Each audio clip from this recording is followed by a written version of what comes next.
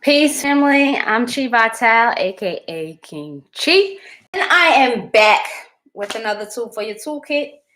Today is going to be our second video on shadow work and living in the light. Today's video in particular, I'm going to focus more in to the realms of living in the public.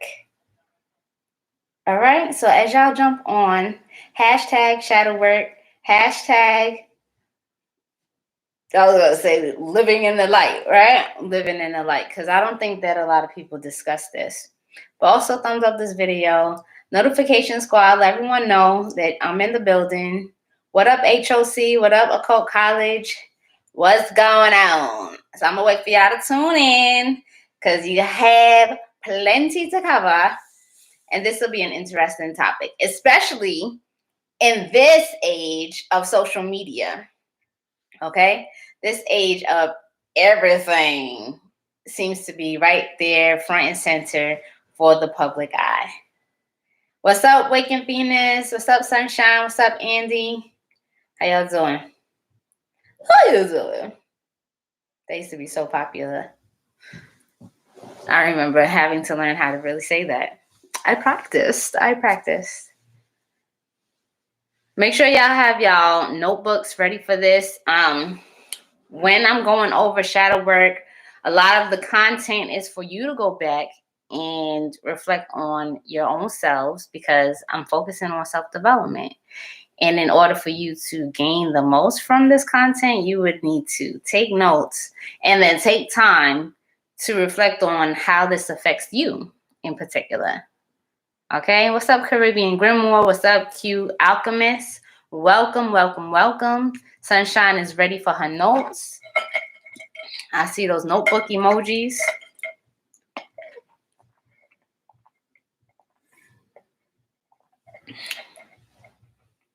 All right. So first and foremost, in my last video for the new series of shadow work, I did give y'all 4 placements of light that create a huge shadow, okay, for individuals to deal with. And in doing so, after I shared those 4, I asked you to go back and reflect just surface level, because this is like a little journey we're going. You're going one layer at a time. And I wanted you to present to the classroom in HOC some of your findings when you did sit and ask yourself if any of those things applied to your growth and development and your shadow. So all of that, today is Sunday. It is due to be posted, so make sure you do that. All right, y'all. So let's jump into this.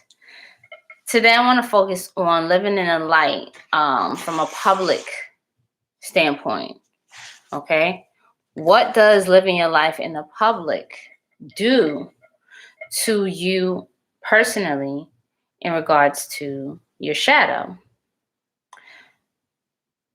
For most of us, someone who tends to be more loving, more harmonious, more chilled, laid back, it obviously appears that it's just way easier to love that individual.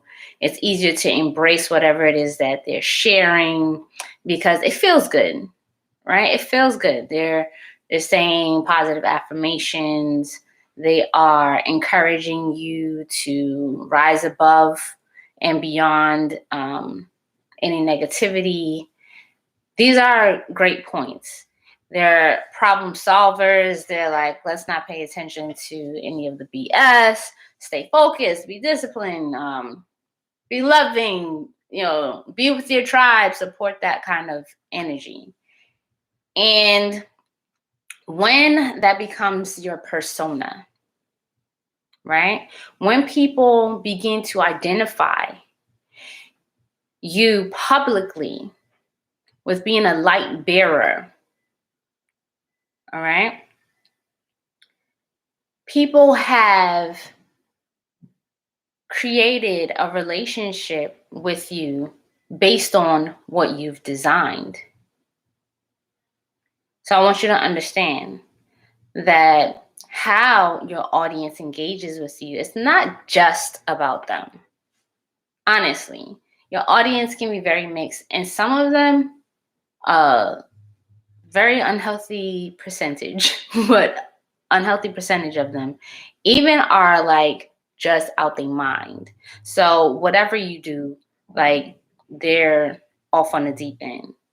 However, you still have a responsibility to yourself and what it is that you want to experience along the lines of longevity and in the future as you grow and you develop.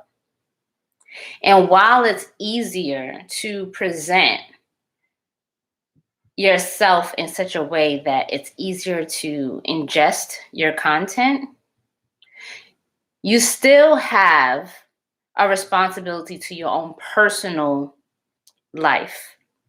You still have a responsibility for your own personal interactions with people in your immediate world, with yourself first, and then, of course, the outside. Okay, and I'll keep repeating that because honestly, the more you're in front of others and the larger your audience is, the more pressure that will exist for you to exist in such a way that your audience is used to. So when you experience anything different from what you're used to giving the world, a huge shadow can be created because there are different attachments to what it means to be in the public. Okay, whether it's whatever revenue you receive from those who are agreeing with your content. And in this case, I'm focusing on being a light bearer when people agree with the light that you are shining in such a way that it includes everyone. It's inclusive to any and everyone. It tries to dissolve any of the differences or the patterns that exist that show us that we are different. And so you have a more vast audience. People feel good. Again, feeling good, feeling good, feeling good. The other thing is not just emotionally speaking, but there are days where how you appear physically in front of the public eye all have to do with your relationship with yourself and the value that you have on the public. So for instance, there is a time where it's obvious you're going to work, and if your workspace is public, there's a certain dress code or there's a certain appearance required of you, right?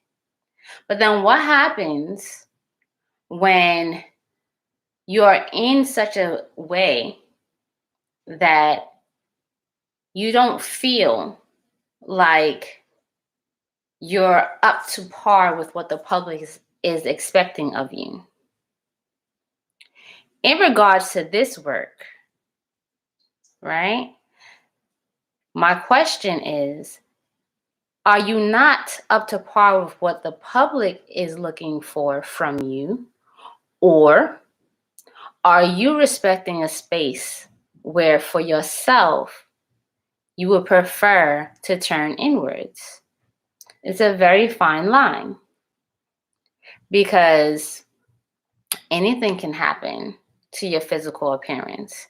And there are so many different ways of fixing your physical appearance, whether it's by filters, whether it's going to places that you're not really at and posing, dressing a certain way to just change the outward appearance, right? But whatever drives that, as we're moving closer to more wholeness and more reality for ourselves. This is not going to be popular for everyone, right? But for ourselves, what's driving you to appear a certain way? Do you do it for the gram, or are you doing it because you want to do it for yourself? And honestly, if you're doing it more for yourself, you're going to shine that much more brighter, as opposed to doing it and doing it and doing it for others. Does that make sense?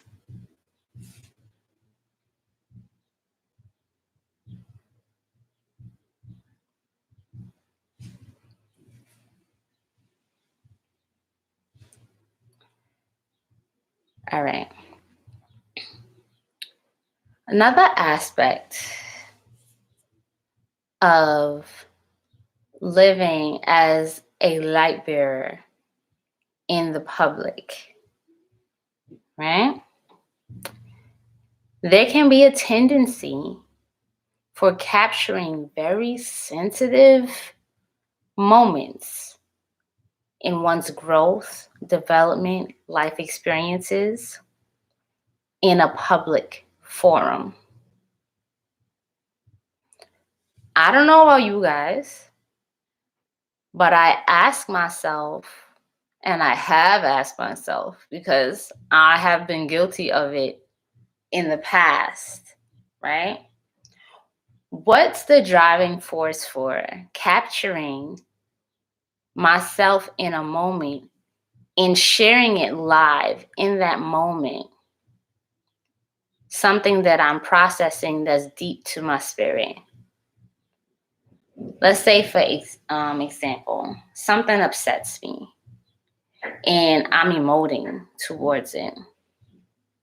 What would be the driving force for turning on the camera and letting it all out?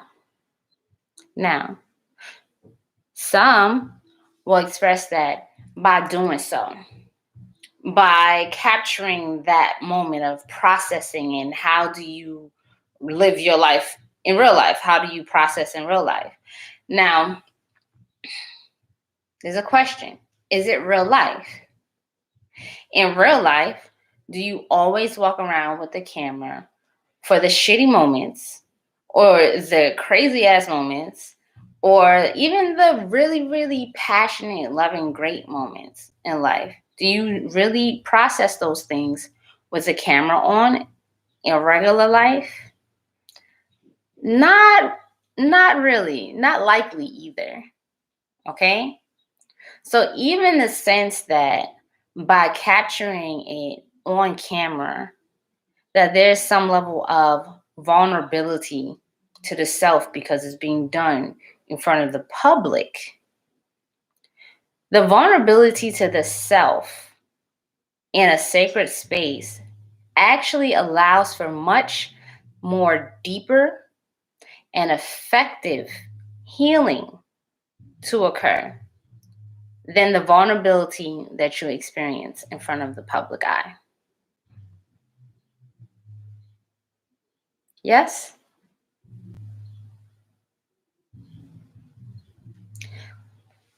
The reason why that is because it seems like, oh, snap, like if you could go through some stuff and like tell everybody, you'd be like, I don't care who sees it. Somebody needs to see it because they probably going through it too. And I'm going to give them permission to experience what they're going through without judgment, right?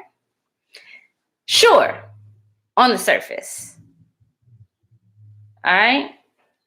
Because like Sunshine just put in the chat, validation and the need for validation lives in an aspect of the shadow that you can't really see when you are getting the support of those same individuals who either have gone through what you've gone through or they just feel sorry that you're going through this thing because they never expected or they don't desire. Of course, they don't desire you to go through these things, right?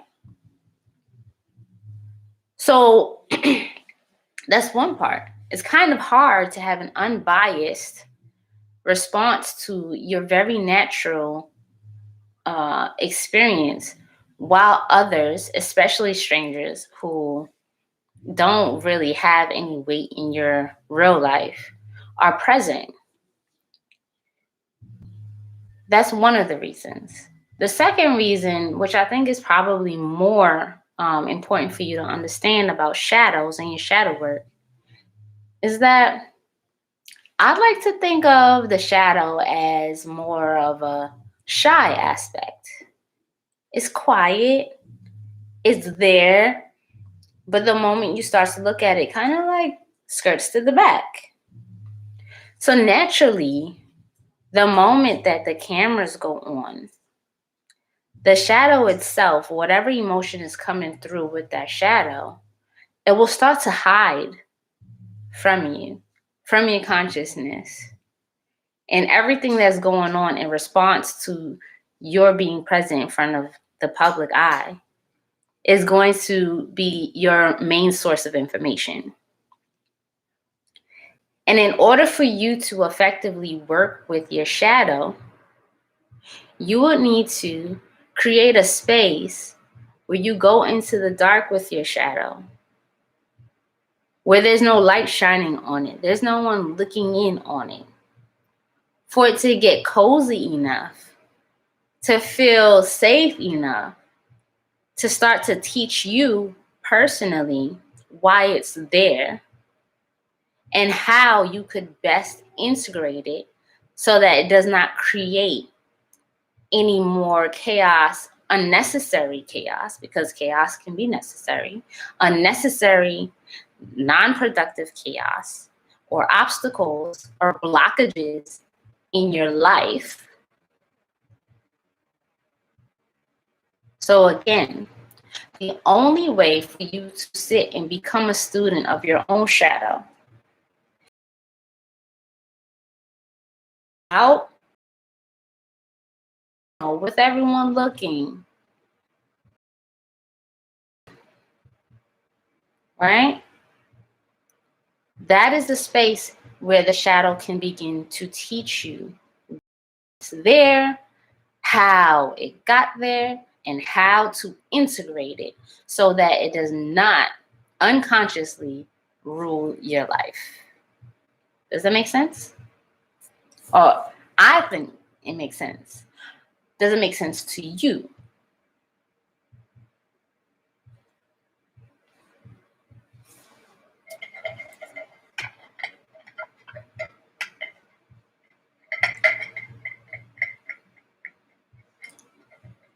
So lastly, in this discussion of living in the light and in the public eye,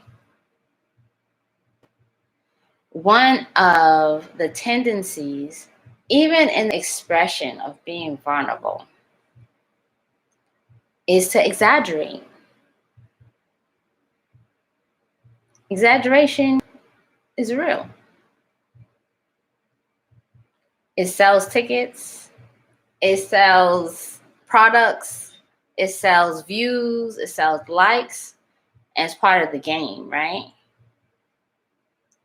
But once all that is said and done, especially for the wholeness and wellness and health of our public figures in any line of work, it's important to go back to the self and look with a non-bias or public bias included opinion or view of what's happening with you.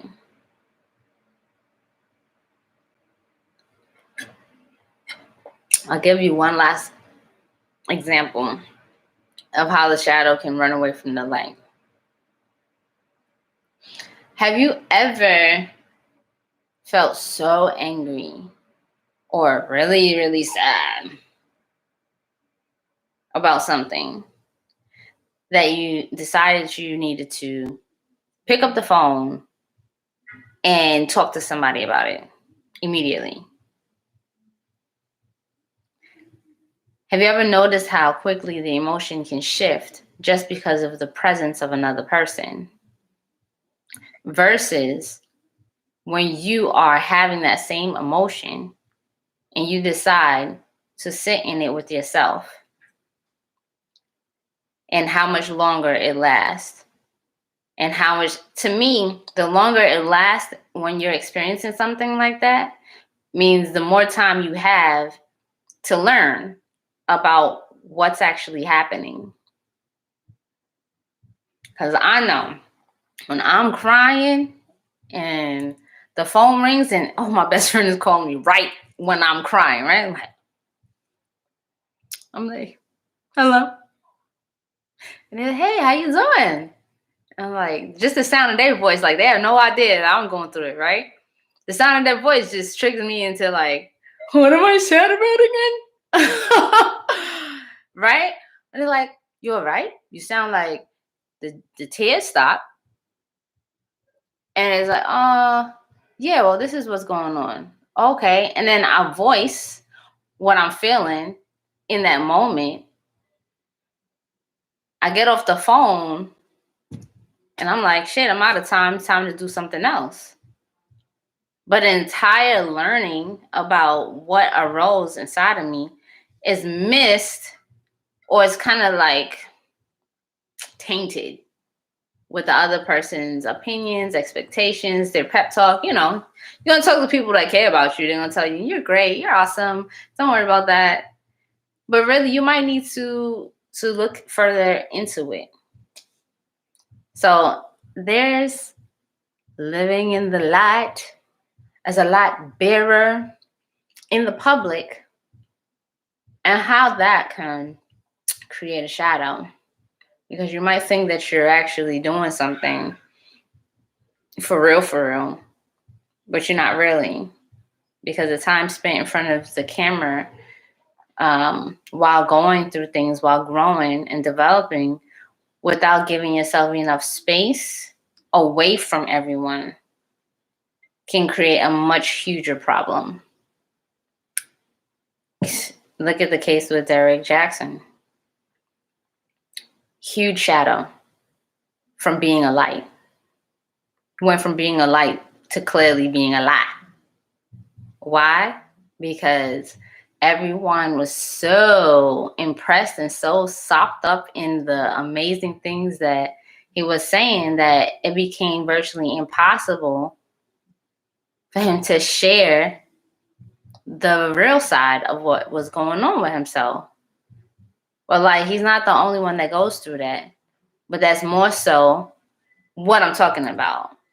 Like, once you set the tone of how you're perceived by the public, it's much harder if you don't practice moving away from the public to actually deal with the things that are arising inside of you, to be in the public in a healthy way. And that's what I'm encouraging all of you to do, because being in the public doesn't necessarily mean that you're a public figure. It does not necessarily mean you're a celebrity. But in this day and age where you have an IG, a Facebook, a Twitter, a TikTok, all of those means for people to see you as you want them to see you, be mindful of your mind and what shadows you can be creating lurking in your closet. I'm Chi Vital, aka King Chi. Peace, love, and bliss, y'all. I'll catch up with y'all soon. And I'd love to hear your ideas and your experiences. Post them in the group or post them in the comments. Love y'all. I'm out.